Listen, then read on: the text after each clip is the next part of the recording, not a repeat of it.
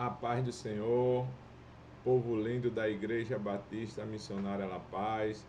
Eu estou aqui para fazer alguns esclarecimentos da última aula, porque isso vai fortalecer o nosso conhecimento e vai trazer uma base para a nossa próxima aula. A gente está falando acerca da doutrina da palavra de Deus e a gente entrou na questão de como as escrituras foram formadas. Aprendemos que desde o início, né, o Senhor, ele tem a sua forma de falar. A Bíblia vai nos apresentar algumas formas que Deus fala conosco, e a gente aprendeu que a própria pessoa de Jesus é a palavra de Deus, como diz lá em João, no Evangelho de João, capítulo 1, no versículo 1, onde diz que o verbo estava com Deus, o verbo era Deus, e o verbo se fez carne e habitou entre nós. Então isso já é uma clara noção para que a gente possa entender que a palavra de Deus, ela é o próprio Jesus encarnado que veio aqui na terra. Também aprendemos que a palavra de Deus, ela é um decreto do Senhor, como fala lá em Gênesis, na criação do mundo. E disse Deus, haja luz e houve luz, ou seja, trouxe a existência mesmo quando não existia nada. Então a palavra de Deus em forma de decreto, ela tem poder para fazer tudo o que ele quer. Também nós aprendemos que Deus, ele tem a sua comunicação pessoal, a palavra de Deus em forma de conversa com um ser humano, como foi lá no jardim, a qual o Senhor, ele toda a tarde visitava Eva e Adão e conversava com ele todo finalzinho da tarde. E a gente aprendeu que Deus, ele dialogava com o ser humano, conforme a palavra de Deus diz. Além dessa conversa pessoal, Deus também se utilizava de homens como profetas para proferir palavras a qual ele determinava. E a gente viu que em várias passagens o Senhor dizia para os seus profetas, Isaías, Elias, Ezequiel, assim diz o Senhor, com essa palavra com a conotação de autoridade, ou seja, era a própria palavra de Deus sendo dita de forma precisa, né? De uma forma que não houvesse dúvida em vários relatos, como foi na nos 400 anos que Deus já tinha decretado que o povo dele passaria no Egito, como foi nos 70 anos da Babilônia, como foi profetizado por Jeremias no capítulo 25 do seu livro, como foi profetizado por Isaías. Então todas essas profecias, principalmente aquelas que diziam assim, assim diz o Senhor, né? Então o homem recebia de Deus e transmitia para o seu povo. Então essa é uma outra forma de diálogo que Deus se utilizava, e chegou um momento da história que Deus quis se utilizar da escrita, e o primeiro escrito que nós encontramos, como a gente aprendeu, foi os 10 mandamentos entregues ali no Sinai, onde Deus escreveu, o próprio Deus escreveu nas duas tábuas da lei, onde posteriormente Moisés quebra por conta da rebeldia do povo, de adoração ao bezerro de ouro, mas depois, na misericórdia de Deus, ele escreve novamente nessas tábuas, e essas tábuas são depositadas dentro da arca, e ali a lei do Senhor se perpetuou. E a gente aprendeu também que Moisés, ele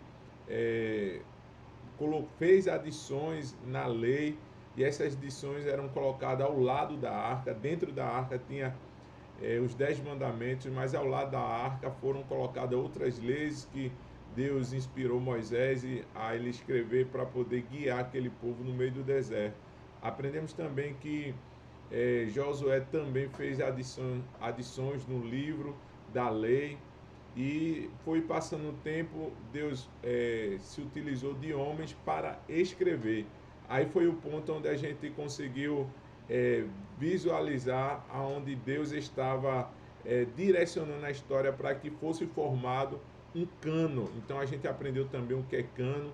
Cano no grego significa régua de medir. Foi uma forma que os homens da igreja, principalmente primitiva, se utilizaram para determinar aquilo que era inspirado e aquilo que não era. Então a palavra teopneusto é justamente isso, inspirado por Deus. Então no Antigo Testamento as escritas elas foram se desenvolvendo até 435 anos antes de Cristo. Então, após esse período, a gente percebeu que houve um silêncio de Deus, onde os cristãos, os teólogos chamam de período interbíblico ou período intertestamentário. E nesse período, a gente aprendeu que houve um silêncio de Deus porque Deus não levantou homens, profetas, aonde tinha autoridade, mas alguns outros que viveram após esse período, como o livro de Macabeus, Judite, Sabedoria, Eclesiástico, diferente de Eclesiastes que temos na Bíblia, e tantos outros livros foram escritos nesse período, né, antes de 400 anos antes de Cristo, mas eles não foram considerados canônico. O que seria um livro canônico? Um livro canônico são livros que consideramos inspirados por Deus. Pastor, por que esses livros não foram considerados canônicos? Porque nesse livro, quando a gente lê que todos têm acesso a esse livro, inclusive na internet vocês conseguem ver, 7 livros desses, vários que foram escritos nesse período interbíblico, contém na Igreja Católica, né, eles consideraram inspirado, nós aprendemos que eles consideraram, após a Reforma Protestante, como uma afronta ao que se estava cogitando por Martim Lutero.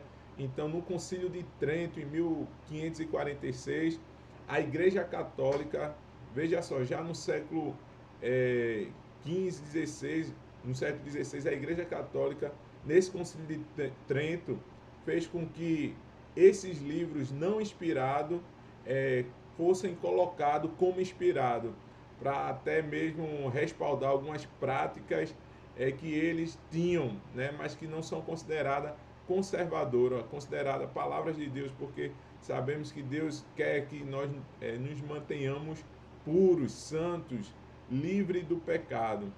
Então esses livros pela Igreja Católica foram considerados canônicos só depois desse Concílio de Trento, que é uma reunião onde ele reúne as igrejas católicas, né, e foram determinados pelos líderes da Igreja Católica que esses livros fossem considerados inspirados. Porém, a Igreja Cristã Protestante não consideram esses livros como inspirado. Até mesmo os próprios judeus, ele não tem esses livros que existem na Igreja Católica, a mais esses 7 livros, como inspirado. Então, assim, até o próprio judeu, que a palavra foi escrita para eles, não aceitam. Nós, como protestantes, nesse período antes de Cristo, também não podemos aceitar, não temos autoridade para aceitar, até por conta que os próprios livros que são considerados por nós apócrifos, eles não traz para si autoridade, como nos livros dos profetas, como nós vemos, assim diz o Senhor, Deus deu a ordem, Deus falou, como a palavra de um rei que determina as coisas. Então o próprio livro se considera não profético, não proferido por palavras de Deus, mas que foi um mero relato histórico, tá ok? Então passou-se esse período interbíblico, houve uma dúvida em relação aos últimos períodos onde a igreja pôde estar visualizando onde foi o fim, né? Quando a gente olha para a nossa Bíblia protestante, a gente vai ver que os últimos profetas que profetizaram foi Ageu, Zacarias e Malaquias. Malaquias, a gente vê que no final do seu livro ele traz uma esperança de um Messias. Então a grande expectativa era do Salvador que Deus iria mandar, que pelas profecias que nós vemos em em Isaías, Ezequiel e tantos outros, até o próprio Moisés, é que Deus levantaria um Messias. Esse Messias estava sendo muito aguardado.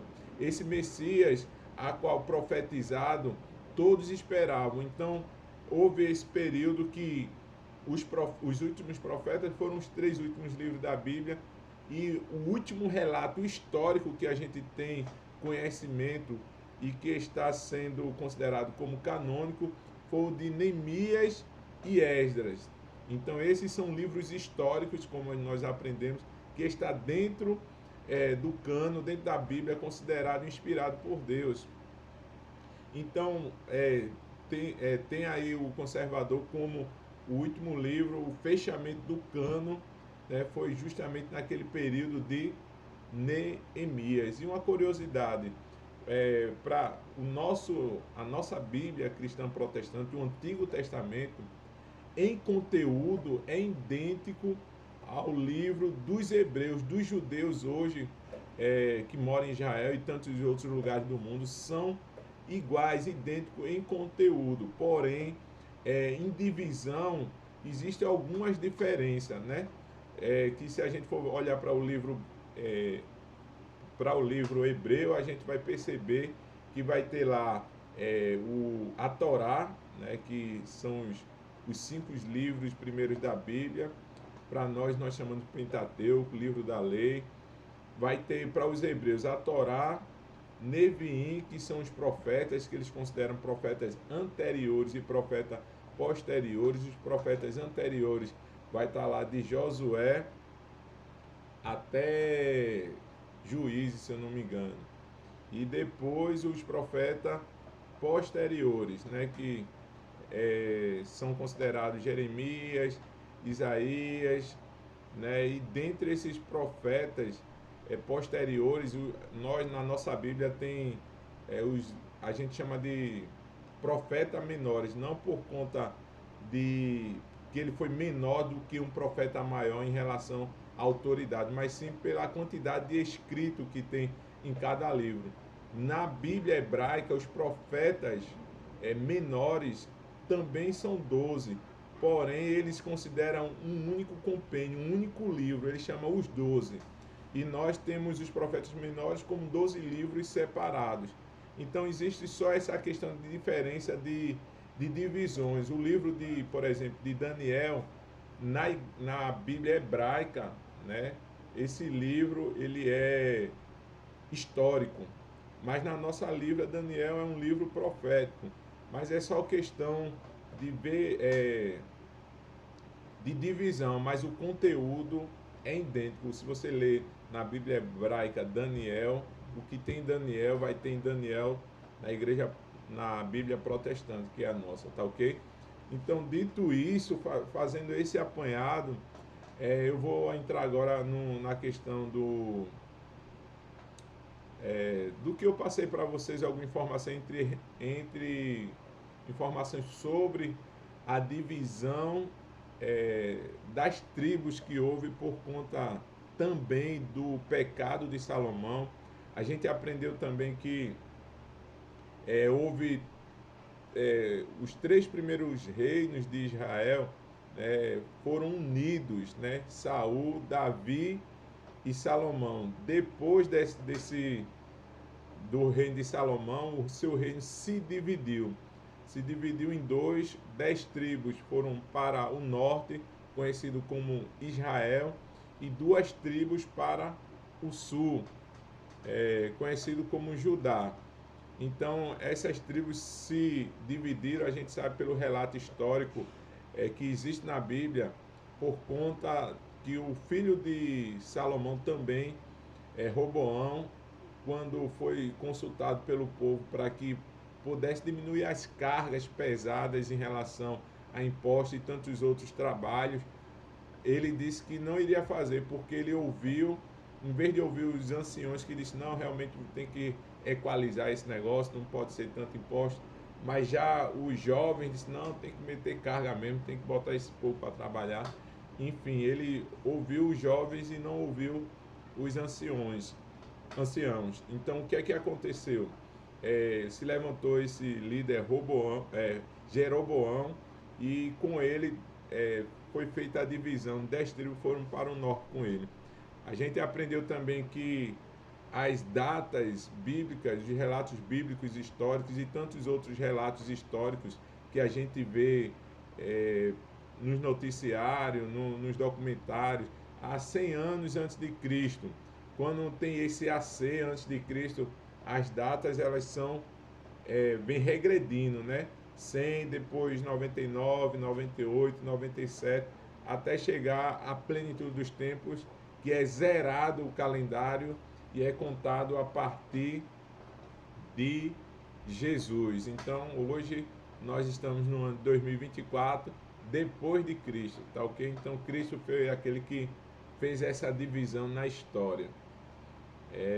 Então, diante desses fatos, a gente percebeu que houve muitas dúvidas em relação à questão dessa divisão. 10 tribos para o norte, conhecido como Israel, ficaram conhecidos como Israel, e 2 tribos para o sul, conhecido como Judá. Né? E as 2 tribos, pastor, quais eram? Judá e Benjamim, as 2 tribos que ficaram no sul. E a gente aprendeu que 722 antes de Cristo houve a primeira invasão dos assírios em Israel, ou seja, no norte, e essa invasão se deu por conta do pecado. Deus de fato os entregou aquele povo porque estava muito rebelde o povo de Israel. Então eles foram atacados, conquistados pelos assírios, e os assírios fizeram uma miscigenação, mesclaram o que sobraram de Israel, trouxeram outros povos, se juntaram, e ali já não havia mais um judeu, vamos dizer assim, um povo de Israel autêntico daquele Reino Unido. Então havia uma mistura de raças, não existia uma pureza, mas ao sul, Judá permaneceu sem essa mistura, permaneceu fiel, e aconteceu o cativeiro babilônio, onde o povo de Judá foi levado para o exílio, cerca de 586, 603 antes de Cristo. Então eles foram levados, preservados, tentaram introduzir, como a gente vê lá no livro de Daniel, a cultura babilônica naqueles mais cultos, naquelas pessoas que foram tiradas de Judá, né, os príncipes, como Daniel, Ananias, Azarias, enfim, tantos outros que foram. E nesse período aí, eles permaneceram ainda com a cultura judaica, permaneceram ainda adorando apenas um Deus.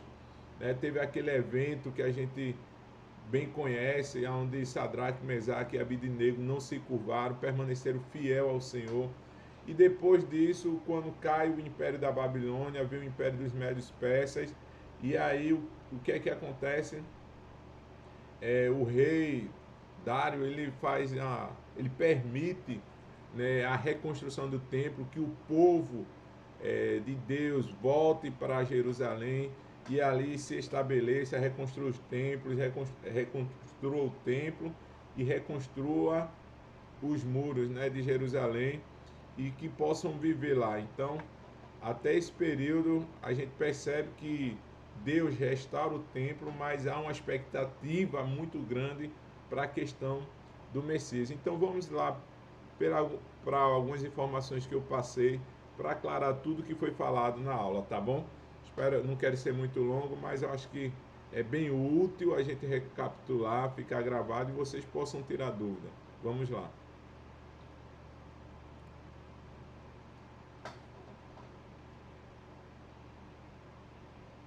Pronto, aqui tem uma das informações que eu mandei, que está aqui, ó. Abraão, Isaac e Jacó.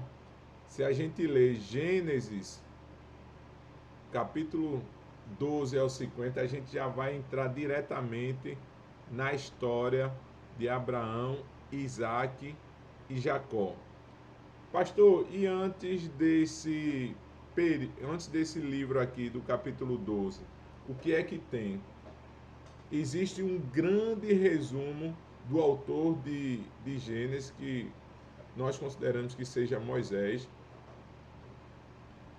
da criação. Então, na criação não existe muitos detalhes. Na criação, até Abraão, a gente percebe que é uma introdução para que, de fato, a gente entre na história de Abraão.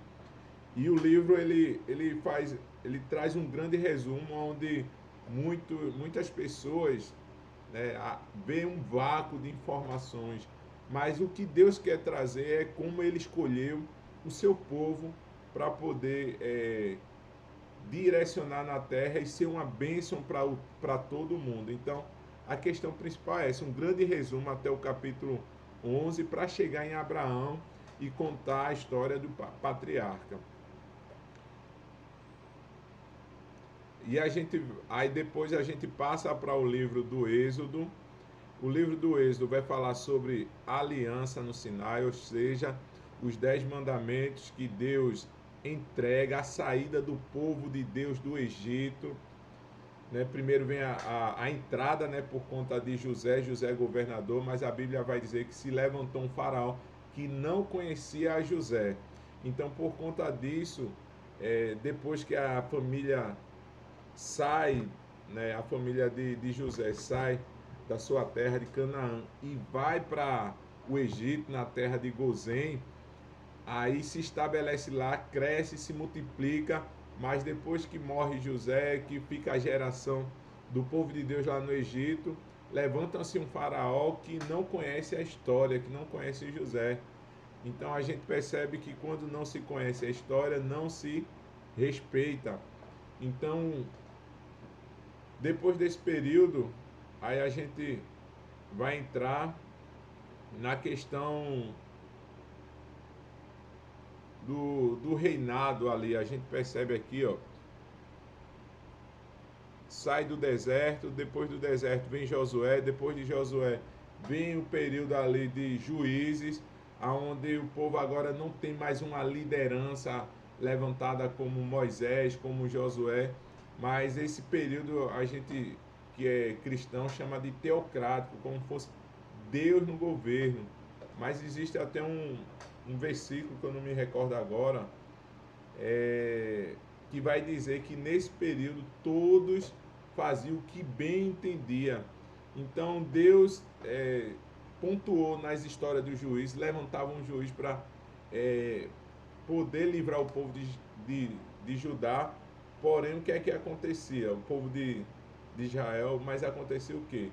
Que quando Deus levantava o povo se arrependia dos pecados, mas depois que se livrava da aflição, voltava novamente a pecar. E Deus vai e levantava outro juiz, e aí ele livrava o povo de Deus. Aí o povo de Deus voltava novamente a pecar, aí Deus vai e levanta outro povo para castigar, e assim ficou esse ciclo. Depois desse período de juiz, a gente vem para o período da monarquia, que seria o período de reis, né? Onde a gente vai ter a dinastia de Saul, Davi e Salomão. Então, esses foram os 3 reis, como eu falei, unidos, né? 3 reinos unidos, aonde só houve a divisão depois do reinado de Salomão, tá certo? E aqui está alguns livros que podem nos dar, podem nos direcionar naquilo que que eu estou falando, né? 1 Samuel capítulo 8. Vamos ler isso aqui para ver o que é que diz. Deixa eu colocar aqui, ver se aparece para vocês. Acho que eu não vou conseguir, não. Só um momento.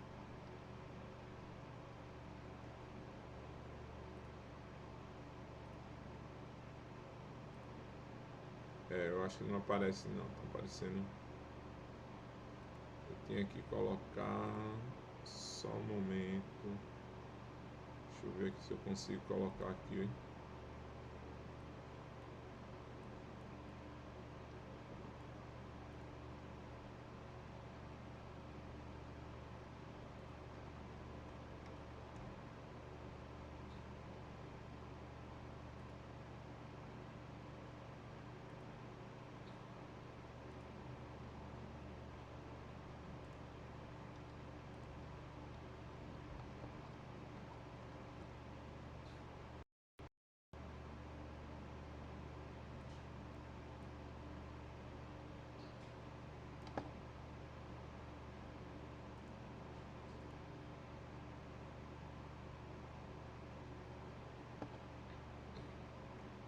Será que vocês estão conseguindo enxergar? Deixa eu ver.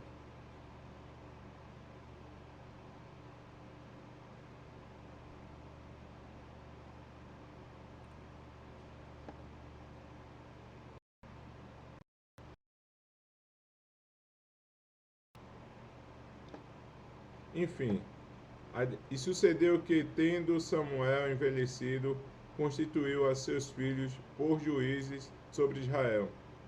E o nome dos seus filhos primogênitos era Joel, e o nome do seu segundo, Abias, e foram juízes em Berseba, né? Porém seus filhos não andaram pelo caminho dele, antes se inclinaram à avareza, à aceitação, suborno, e perverteram o direito. Então todos os anciões de Israel se congregaram e vieram a Samuel a Ramá, e disseram-lhe: Eis que já estás velho, e os teus filhos não andam pelo teu caminho. Constitui-nos, pois, agora um rei sobre nós, para que ele nos julgue, como o tem todas as nações. Porém, esta palavra pareceu mal aos olhos de Samuel, quando disseram: Dá-nos um rei para que nos julgue. E Samuel orou ao Senhor.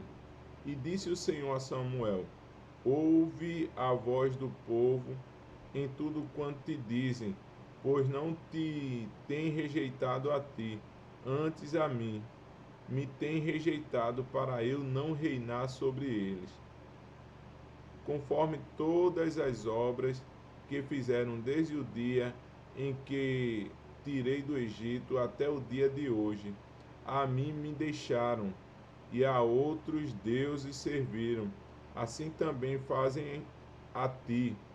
Agora, pois, ouve a sua voz, porém, protesta-lhes solenemente e declara-lhes qual será o costume do rei que houver de reinar sobre eles. Então aqui a gente começa a ver a história. Deixa eu ajeitar aqui.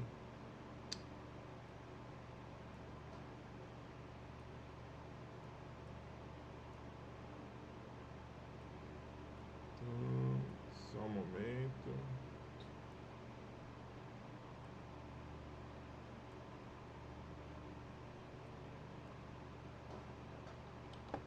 Pronto, voltando aqui. Então a gente vai ver aqui a constituição da monarquia depois do período de juízes, não é isso? E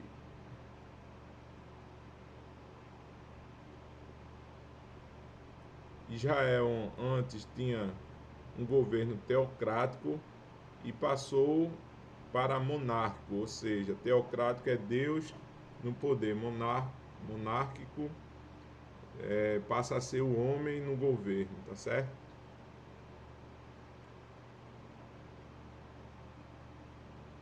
Aí a gente vê aqui a divisão do reino do norte chamado Israel e do sul chamado Judá. Aí agora aqui profecias messiânicas em Isaías. Vamos ver essa profecia aqui, o que é que fala. Será que dá para a gente conseguir visualizar?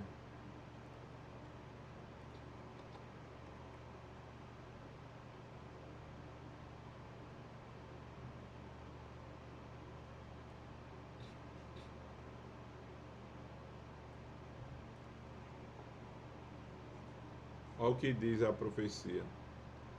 Portanto, o mesmo Senhor vos dará um sinal. Eis que a virgem conceberá e dará luz a um filho e chamará seu nome Emanuel. Amém? Então vamos continuar aqui. Cadê? Ai, Jesus. Chamará Emanuel. Deixa eu dar continuidade. E também a gente tem outros relatos. Olha, Isaías capítulo 9, versículos 6 e 7. falará sobre o governo do príncipe da paz sobre seus ombros. Vamos ler aqui rapidinho também. Vamos ver se é essa passagem sobre os seus ombros colocará o governo. Deixa eu ver aqui.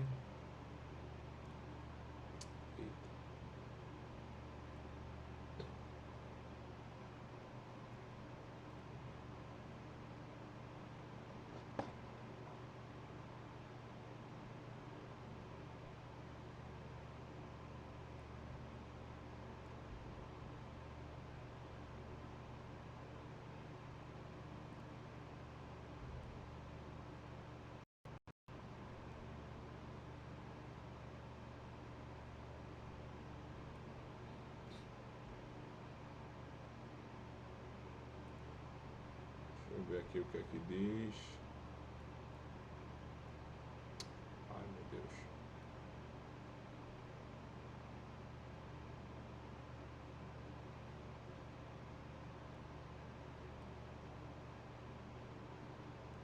Eita, tá complicado aqui, viu?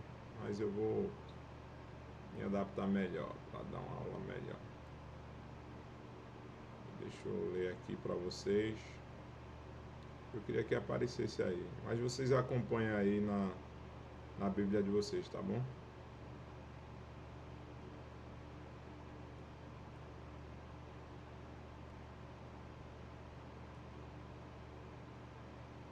Acho que aqui consegue visualizar aí.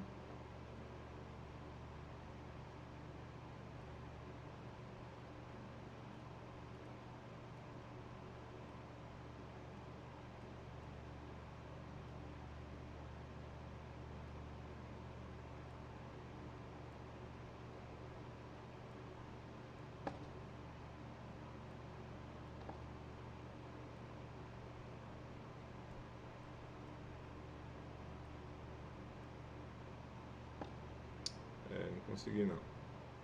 Mas a palavra diz assim, ó. Porque um menino nos nasceu, um filho nos deu, e o principado está sobre seus ombros, e se chamará o seu nome maravilhoso, Conselheiro, Deus forte, Pai da eternidade, Príncipe da paz. Do aumento deste principado e da paz não haverá fim sobre o trono de Davi e no seu reino, para afirmar e o fortificar com juízo e com justiça, desde agora e para sempre. O zelo do Senhor dos Exércitos fará isso. Então, amados, isso é a promessa de Deus em relação ao seu povo, que a expectativa realmente do Messias está nas profecias dos profetas que aguardavam ansiosamente. Então, todos aguardavam por este momento. E esse momento, de fato, chegou e é chamado plenitude dos tempos. Então, dando continuidade aqui, a gente também tem essa passagem de Miqueias, capítulo 5, versículo 2, menciona Belém como local de nascimento do futuro líder de Israel, Zacarias e o reino justo. Aí você lê aí Zacarias 9 ao 10, profetiza sobre um rei que entrará em Jerusalém montado num jumento. Lembra daquele momento lá, antes da morte de Jesus, ele entra em cima de um jumento, todo mundo aclamando ele ali. Então até isso foi profetizado. Agora deixa eu ir aqui para essa parte do mapa. Deixa eu passar aqui para vocês. Eu acho que vocês conseguem visualizar a parte do mapa. Então, aqui a gente percebe o reino de Israel ao norte, aqui tá vendo? Ao lado do mar Mediterrâneo. E ao sul, a gente consegue visualizar o reino de Judá. Então, haviam algumas capitais no reino do norte de Israel. E uma dessas capitais era Samaria. E de Judá, a principal capital era Jerusalém. Então, esse período aqui, onde houve essa divisão, onde o reino do norte foi conquistado, lembra daquela passagem que a gente falou da mulher samaritana? Por conta dessa divisão e por conta que o povo de Israel já não era um povo mais separado, preservado, mas os assírios já tinham se misturado com eles. Aí quando aquela mulher samaritana encontra Jesus e disse assim, o povo samaritano não conversa com o judeu por conta disso, porque eles não consideravam mais um povo separado por Deus, autêntico, né? Mas por conta da miscigenação de raças, eles tinham essa complicação. E outro fato é que Jerusalém ficava o templo do Senhor, o templo que foi restaurado. E Samaria, eles adoravam a Deus no monte. Então, tem aquela passagem, né, que Jesus vai dizer para a mulher samaritana, nem adorará no monte nem no templo, mas chegou a hora em que os verdadeiros adoradores adorarão o Pai em espírito e em verdade. Então tá aí esse fato histórico que nos ajuda a entender porque havia divergência entre os samaritanos e os judeus, tá certo? Um outro detalhe importante é que em todo o mapa de Judá a gente vê que Israel sempre foram rodeados de inimigos, ó, que, que tentavam atacá-lo constantemente. Aí tem outra foto aqui que eu quero apresentar para vocês, que eu acho que vocês estão vendo. Deixa eu tentar confirmar, acho que tá. O reino dividido, aqui tem as 10 tribos do norte, que é Dan, Naftali, Azer, Zebulon, Iscar, Gade, Ruben, Levi, Simeão e a de José. Lembrando que essa tribo de José, a gente sabe que quem herdou, vamos dizer, a terra foi os filhos de José, Efraim e Manassés, né? Porque José, a gente sabe que o seu pai, Jacó, tinha ele como morto por conta daquilo que os irmãos fez. E depois que Jacó descobriu, achou por bem colocar os filhos de José na linha de herdeiros. E no sul a gente tem Benjamim e Judá. E aí no norte a gente tem um cativeiro, que não é cativeiro, né, que é essa palavra cativeiro está até uma forma errada, mas a conquista dos assírios sobre o povo de Israel, que fez aquela miscigenação. E ao sul tem o cativeiro babilônico, o exílio, né? Onde as pessoas ficaram 70 anos, os judeus ficaram 70 anos, como foi profetizado naquele lugar. E outra imagem aqui que eu trouxe no grupo é acerca do contexto histórico, né? E 10 tribos foram para o norte, a capital era Samaria, a queda foi 722, o Império Conquistador foi a Síria, primeiro rei após a separação, Jeroboão. E no Reino do Sul, a gente tinha 2 tribos, a capital era Jerusalém, a queda se deu, como eu disse, esse período histórico pode variar um pouco, mas de 586 a 605 a.C., o Império Conquistador foi a Babilônia, e o rei após a separação foi Roboão, tá certo? Então essas foram algumas informações que eu passei lá, e eu coloquei um mapa do atual localização geográfica que o povo de Israel está hoje. A gente tem esse mapa aqui, onde essa área de laranja está o povo de Israel, e essa área de amarelo está o povo árabe. E só para a questão histórica, alguns historiadores falam e confirmam que os povos árabes são descendentes de Ismael, filho de Abraão. E como nós sabemos, o povo de Israel é do seu filho, o filho da promessa, Isaac, a quem Abraão teve com Sara, né? Ela riu, Isaac significa riso. E em volta de Israel, além dos árabes, a gente tem povos que são considerados inimigos hoje atualmente de Israel, que é o Líbano, a Síria, Amã, né? Tem o Egito, que hoje já tem acordo de paz com Israel, mas na fronteira do Egito a gente tem a fronteira de Gaza. E essa fronteira de Gaza é onde o Hamas, um povo considerado terrorista por diversos países, invadiram Israel pelo sul. E tem esse Líbano aqui que também tem um grupo terrorista conhecido por diversos países chamado Hezbollah. E eles invadiram também nesse período que o Hamas invadiu no sul de Israel, eles invadiram, o Hezbollah invadiram Israel pelo norte. E teve aquele grande massacre que a gente conhece, tá ok? Então isso é um pouco da história do povo de Israel, que é muito importante para nós, porque toda a nossa história cristã baseia-se nesse contexto histórico, cultural, né, de Israel.